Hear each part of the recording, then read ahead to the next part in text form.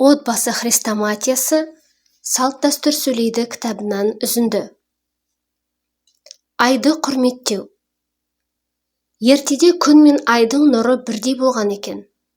Екеуінде 70 бөліктен тұратын шуақ болыпты. Жарығы тең болғандықтан ол кезде күндіз де түн де болмапты. Бір күні Жаббархақ Жебірейілге: «Мен түнді жаратамын, айдың нұрынан шуақ ал», дейді. Жебірейіл қанатымен айдың жүзін 3 рет сырып, шұғыласын жинап алды. 69 шуағын алып күнге қосады. Күннің нұры артып, бұрынғысынан да қатты жарқырапты. Ай тек түнде шығып, шам шырақ болыпты. Нұрының азайғанына қайғырып, өңі түнеріп кетеді. Сол кезде ұлық Алла: «Ай, сенің адамға көрсетер қызметінің күннен бір мысқалда кем болмайды. Түнде шығып, жолаушылардың адаспай жол табуына жәрдем бересің. Күнге нұрыңнан сыбаға бергенің үшін адамдар да сені құрметтейтін болады. Әр туғаныңда саған сәлем беріп, қарсы алады. Ай сабасына түседі.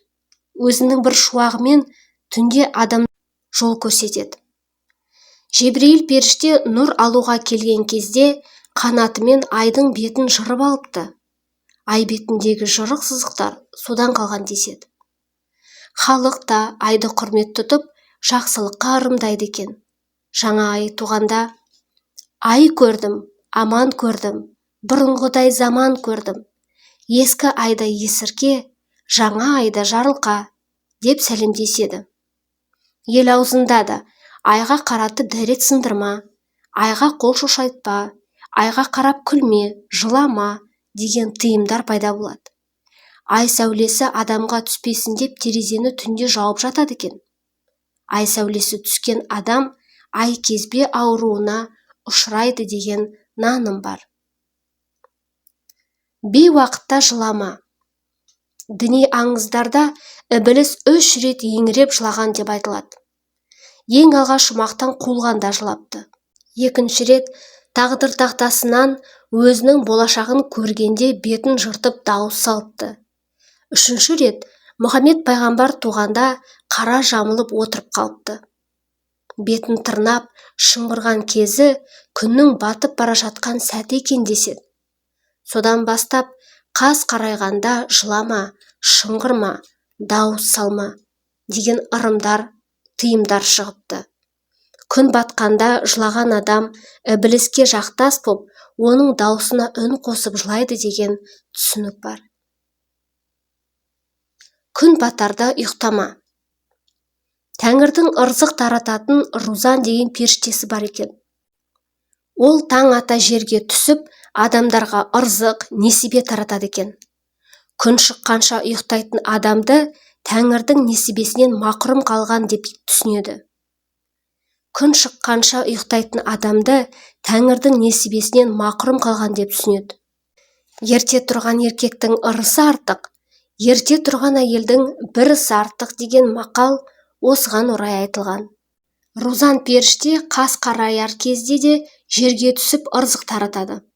Күн батарда ұйықтап жатқан адамды өлі санатына қосып, ырзығын кемітеді екен. Күн батарда ұйықтама, періште сені өлінің санатына қосады деген түсінік осыған орай айтылған. Ымыртта әйел баласына жалаңбас далаға шығуға, кірдің суын төгуге тыйым салған. Іңірде жындар мен перілер батыстан шығысқа қарай көшеді екен. Жын-жыбыр кірдің суымен шөлін қандырып, содан қуат алады. Кірдің суын үйдің есік алдына төксе, жындар жиналып қалады дейді.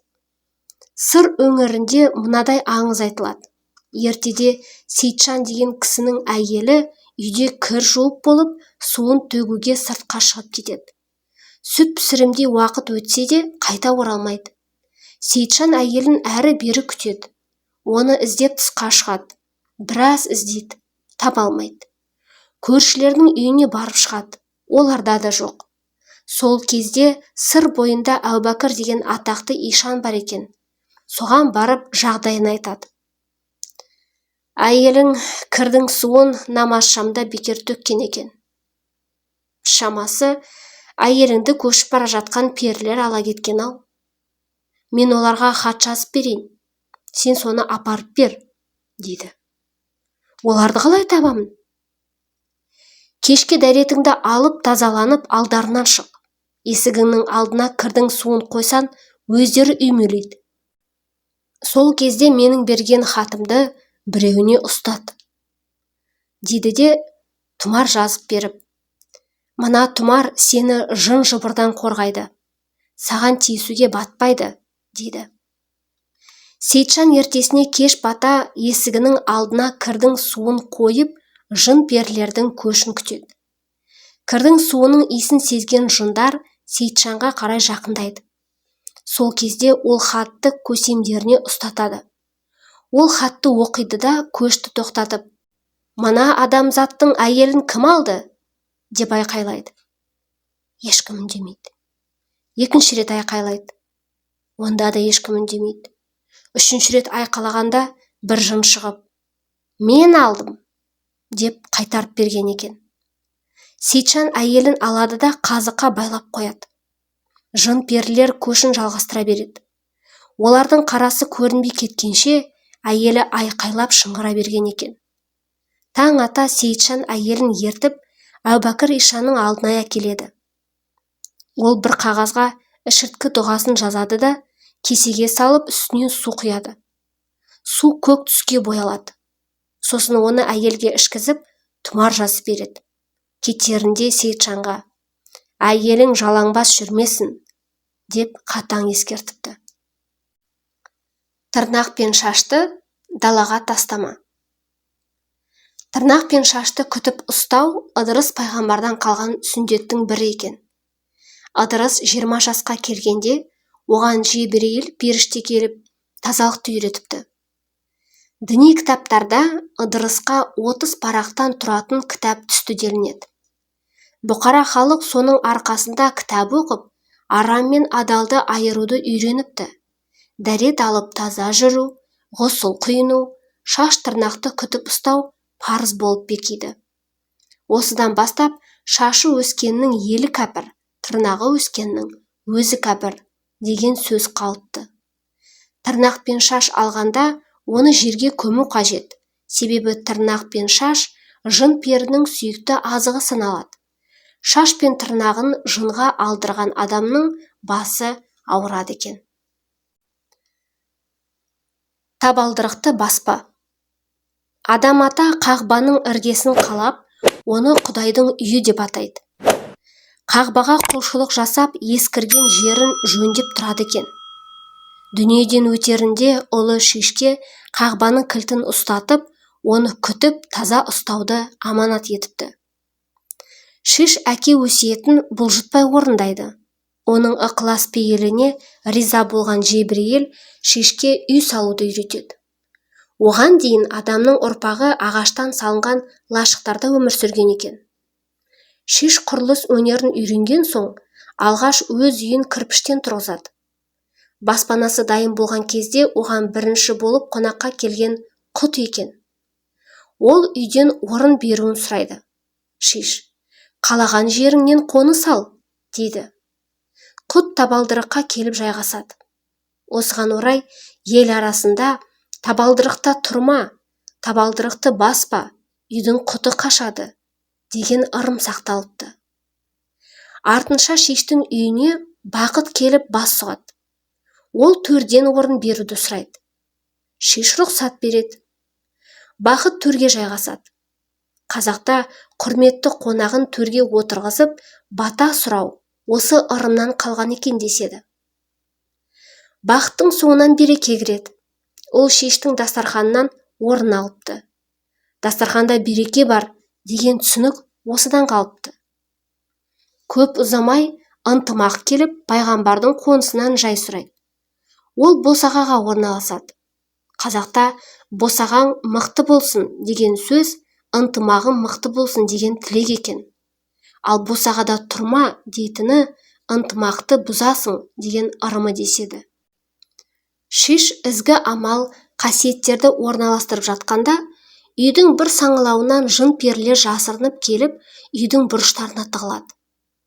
кім бұрышқа отырса, соның арқасына мініп, кеудесін басады екен. Қазақта қара басты, еңсені езді деген тіркестер осыған орай айтылған деседі. Ырым білетін есті кісілер жастарға бұрышқа отырма деп тәрбиелейді екен. Үйдің ішін адыраспан не аршамен аластағанда жын-перілер жоғалады деген түсінік бар. Шиш пайғамбардың оқиғасына сәйкес қазақ арасында ғибратты ертегі бар. Ертеде Нығмет пен Үсен деген ағайынды жетімдер Шахимардан деген байдың малын бағыпты. Екеуі кисе киімге, ішсе тамаққа жарымайды. 20 жыл жалшылықта жүреді. Бай олардың жайын ойламапты. Бір күні екеуі бөлек шығып, байдан ақысын сұрамақ болады. Сараңбай арық ат пен бұзаулы сиыр берді. Берген ақыға разы болмаса да, қанағат тұтудан басқа жолдары жоқ еді. Ат пен сиырды жетелеп, басы ауған жаққа жүре береді. Қас қарая бір өзеннің жағасына келіп демалады. Кешке сиырды сауып, сүтін пісіріп отырғанда аттың дүбірін естиді. «Әй, кім бар? Сөйлес, құдайы қонақпын», дейді дауыстап. «Кімсің?» дейді екеуі. «Атым Қызыр, қырғауылдай қорғалап, бөденедей жорғалап келемін», дейді. «Қызыр болсаң, қонатын жерге қон, бізде қазір саған орын жоқ», дейді. Қызыр кетіп қалады. Сәлден соң тағы ат дүбірі естіледі. «Әй, кім бар? Сөйлес, құдайы қонақпын», деп дауыстайды. «Кімсің? Қайдан келесің?» «Атым Бақ, қырдан, ойдан келемін», дейді. «Бақ болсаң орныңды тап, саған орын жоқ», дейді. Бақ та кетіп қалды. Үшінші дүбірлеген атты дауыс естіледі. «Әй, кім бар? Сөйлес, құдайы қонақпын», дейді жолаушы. Бұлар «Кімсің? Қайдан келесің?» деп сұрайды. «Атым Дәулет», дейді. «Ендеше дәулетті жерге бар. Іздегенің біз емес», дейді екеуі. Дәулет те кетіп қалады. Сүт пісті деген кезде ат дүбірі тағы естіледі. «Әй, кім бар? Құдайы қонақпын», дейді аттылы. «Кімсің? Қайдан келесің?» «Атым Ынтымақ», дейді. Сол кезде екеуі жүгіріп шығып, аттың шылбырына оратыла кетіп, «Ынтымақ болсаң қонақ бол, біздің іздегеніміз сенсің», дейді екеуі. Соятын атты көлденең тартып, әуменде бата сұрайды. Сонда Ынтымақ: «Жан баққан жалғыз атты маған сойсаңдар, қалай күнелтесіңдер?» дейді. «Үйде ынтымақ болса жоқшылық кірмес, қайғы мұң баспас, мал тағы да бітер, бақ қайта қонар, батаңды бер», дейді жігіттер. Ынтымақ екеуіне риза болып, екі алақанын жайып жіберіп, «Құдай оңдасын, Қызыр қолдасын, бақ қосылып, дәулет дарысын, Аллаху акбар», деп бата береді. Нығмет пен Үсен атты сойып, етін қазанға салады. Ет пісті деген кезде сырттан көп аттың дүбірін естиді. Қараса, Қызыр, Бақ, Дәулет үшеуі қайта келіп тұр екен. Екі жігіт жүгіріп шығып қарсы алады. Оларды әлгінде қондырмағаны үшін кешірім сұрайды. Қызыр: «Балаларым, оған қысылмаңдар. Ынтымақ болмаса, Қызыр қонбайды, Бақ қарамайды, Дәулет дарымайды. Біз ынтымақтың бастауымен келдік. Көсегелерін көгеріп, өркендерің өссін», дейді. Ертесіне 4 қонақ батасын беріп аттанады. Содан бастап Нығмет пен Үсеннің үйіне береке дариды. Бай болып, бақуатты жанға айналғанда да екі жігіт ынтымағын жоғалтпапты. Ұрпақтарына ынтымақтан биік, ынтымақтан күшті ештеңе жоқ деп өсиет қалдырған екен. Түнде суға барма. Жынның басшысы Самандун Сүлейменге 1000 жүйрік тұлпар ұстап беріпті. Сүлеймен оның қызметіне риза болып, «Не сұрайсың?» дейді. «Өзен көлді ежелден мекен етуші едік. Оны бізден тартып алып, адам ұрпағына бердің. бізге мекенімізді қайтар, деп сұрайды. Сонда Сүлеймен: дегенің болсын, бірақ түнде пайдаланасың. Күндіз адам баласының игілігінде, дейді. Содан жым-жыбыр түнде өзен көлді аралап сайран құрады екен. Бір күні бір жігіт үйінде ішерге суы болмай, түнде өзенге барады. Барса, жындар су бермейді. Жігіт Сүлейменнің сарайына барып, болған жайды айтып береді. Сүлеймен жігітке бір дұға жазып береді де, Самандунға сәлем айтады. Суға барғанда мынаны оқы, Самандунның иесіне сал, дейді. Жігіт суға барып дұғаны оқиды. Дұғасы мынадай екен: су иесі Сүлеймен су алуға рұқсат ет.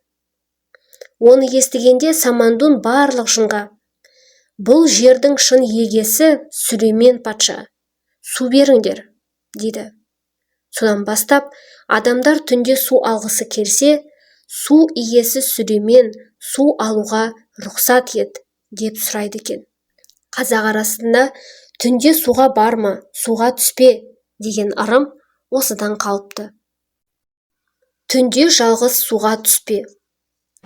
Қазақ халқы өзендерде, қамысты сай-салаларда, иірімді тұмаларда сұлу арулар, су перілері өмір сүреді деп сенеді. Оларды күлдіргіш деп атайды. Күлдіргіштер су түбінде жасырынады. Тұңғиықта, сарғыш қоңыр өзен балдарында күлдіргіш жасырынатынын көп адам біле бермейді. Перілер жалаңаш келіп, шомылып жүрген адамдарды қызықтырып арбайды. Олар жақындай бергенде, ұзын қолдарымен су түбіне балдырлы түнекке тартып әкетеді. Сондықтан түнде жалғыз суға түсуге болмайды. Ел арасында жалғыз шомылып, түсініксіз жағдайда суға ағып өлетін кісілердің ажалын осы күлдіргіштермен байланыстырады.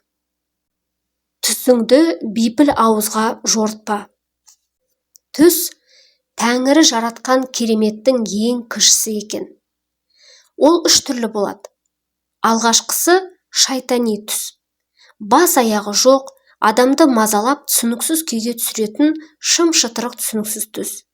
Ел оны шайтанның әсері деп сенеді. Екіншісі періштелер көрсететін түс. Ол таң алдында көрінеді. Өте қысқа және ап-анық болады. Есігінен шықпайды. Бұл түсті келешектегі жақсылық жамандық ишараттан белгі хабар деп ырымдайды. Үшіншісі қияли түс. Бұл шайтан мен періштенің әсерінсіз адамның өзі көретін түс. Мұны адам қатты шаршағанда немесе қатты ойланып, мазасызданғанда көреді екен. Түс сөзінің төркіні реңсіз дегенді білдіреді. Адам түсті жору арқылы оған рең, түс береді. Дұрыс жорылмаса, түс өңінде құбылып кетеді. Ертеде бір малшы қазақтың жас келіншегі түс көрген екен. Оның аяғы ауыр екен. Түсінде екі көкжал арлан қасқыр екі омырауын жұлып жеп жатады. Түсінен шошып оянса, таң рауандап атып қалған екен. Орнынан тұрған жас келіншек байыз таппай, түсімді жорта қояйыншы деп, жақын маңдағы бір белдің астында отыратын түс жоритын бір қарияның үйіне келеді. Қария мал өрістетіп үйінен шығып кеткен екен. Қарияның үйде қалған кемпірі жас келіншектен не бұйымтайың бар деп сұрайды. Келіншек көрген түсін жорытқалы келген айтады. Кемпір: қандай түс? дейді. Келіншек түсін айтып береді. Сонда кемпір: әттеген-ай балам-ау, жақсы түс көрмепсің. Сені екі қасқыр талап жейді екен, деп жамандыққа жориды. Жас келіншектің үрейі ұшып кетеді. Үйіне қарай тұра жүгіреді. Сәлден соң түс жорушы қария үйіне оралады. Кемпір алдынан шығып, жас келіншектің түсін жорып берген айтады. Қария кемпірін қамшымен тартып жіберіп: жақсы сөз жарым ырыс деген. Аузыңнан бір жақсы тілек шықпады ма? Түс жорушысын тапқанша қыл көпірдің үстінде, ұстараның жүзінде тұрады. Жамандыққа жорсан, жолдан тайып кетеді. Түс көргенді майып етеді. Түстің жақсылығы жорушыдан деген. келіншектің түсі киелі түс екен. Көкжалда егіз ұл туатын еді. Омырауын жұлып жатқан көкжалдар сол емес пе? Деп атына мініп, келіншектің ізінен қуып кетеді. Жолда әлгі жас келіншектің өліп жатқанын көреді. Екі омырауын екі қасқыр жеп жатыр екен. Қарт өкініштен күрсінгенде қолындағы қамшысы сынып кетіпті. Осыдан бастап түсті бейпіл ауыз адамға жорытпа деген ырым шығыпты. Жайнамаздың шетін қайырып қояды. Бірде Ғайса пайғамбар намаз оқып тұрған ібілісті көріпті. Астына жайнамаз төсеп апты. Ғайса: «Әй малғұн, сен намаз оқитын болғансың ба?» деп сұрайды. «Білмеуші ме едің? Мен 40 мың жыл періштелерге ұстаздық еттім. 100 мың жыл Тәңірге құлшылық қылдым. Бұл сонан қалған әдет қой», дейді. Сонда Ғайса: «Намазды әдет қылғаннан Құдай сақтасын. Жайнамазды қайдан алдым? Ашық тұрған жайнамазда мен намаз оқимын», деп жауап қатыпты. Содан бастап жайнамазды жауып жүру, шетін қайырып қою туралы тыйымдар қалыптасыпты. Сейсенбі күнгі сақтық. Сейсенбі күні тырнақ, шаш алуға, алыс сапарға шығуға, ағаш кесуге болмайды деген тыйым бар. Себебі ұлық Алла сейсенбі күні қайғы қасіретті, ауру сырқауды жаратқан деседі. Қисса Сүл Әнбия аңыздарында сейсенбі күні Қабыл Әбілді қызғаныштан ұрып өлтіріпті. Ең алғашқы адам қаны сол күні төгіліпті. Намрұт патша Ыбырайым пайғамбарды сол күні отқа жағады. Пайғамбарға қастық ойлайды. Жүніс пайғамбарды кемеден суға лақтырады. Оны Құдайдың әмірімен үлкен балық жұтып, соның қарнында 40 күн жатады. Жақия пайғамбар осы күні зұлымдықпен өлтірілген екен. Закария пайғамбарды дұшпандар арамен кескілеп өлтіреді. Ол жаны шыққанша ара зікірін айтып иманын сатпапты. Ара зікір осыдан қалыпты. Сүлеймен пайғамбар сейсенбіде жүзігін ұрлатып сайтанға дес беріпті. Қалаберді тағынан айырылып қайыршыға айналыпты. Залымдар осы күні Салық пайғамбардың түйесіне қастық жасайды. Топан су сейсенбі күні басталыпты. Пайғамбарлардың басындағы ауыр жағдайлар сейсенбі күні болғандықтан, мұсылмандар сейсенбі күні барынша сақтанады екен. Қазақ арасында да сейсенбіде сейіл құрма деген мақал бар. Өсек айтпа. Бірден Мұхаммед пайғамбар сахабаларына: «Өсек айту ғайбат, зинадан да ауыр күнә», дейді. Сахабалар таңғалып: «Уа Тәңірдің елшісі, өсек зинадан қалайша ауыр болады?» деп сұрайды. Зина жасаған адам өз ісін күнә деп біледі. Шын тәуба қылып өкінсе, Тәңірі кешіреді. Өсекші өз ісін күнә деп ойламайды. Екі адамды шағыстырып, бүлікке жол ашады. Бәлесінен қаншама жан азап тартып, қиянат көреді. Өсектің зинадан ауыр болатын себебі осы, депті. Мұсылмандар арасында өсек айтуға тыйым осылай шыққан екен. Қазақ арасында да осыған байланысты ердің ғайбатын айтпа, қайратын айт деген сөз тараған екен. Темекі тартпа, насыбай атпа. Жаббар хақ адамды топырақтан жаратқанда, періштелер адамға құрмет көрсетіп, сәжде етеді. Тек ібіліс иілмей тұрып алады. Ұлық Алла: «Ей ібіліс, неге адамға тағзым етпедің?» дейді. Сонда ібіліс: «Мен оттан, а ол топырақтан жаралды. Одан артықпын», деп жауап береді. Сол кезде Тәңірі қаһарланып, ібіліске лағнет қамытын кигізеді. Алланың қаһары жауғанда ібіліс қорыққаннан зәрін жіберіп қойыпты. Пейішті ластапты. Құдай тағала періштелерге: «Мына малғұнның зәрін жерге шашындар. Кімде-кім хақтан тайып, ібілістің жолын ұстанса, оның жейтін тамағы осы зәрден болсын», дейді. Періштелер оның зәрін жерге шашады. Ібілістің зәрі тиген жерлерден темекі, насыбай, көкнәр өсіп шығыпты.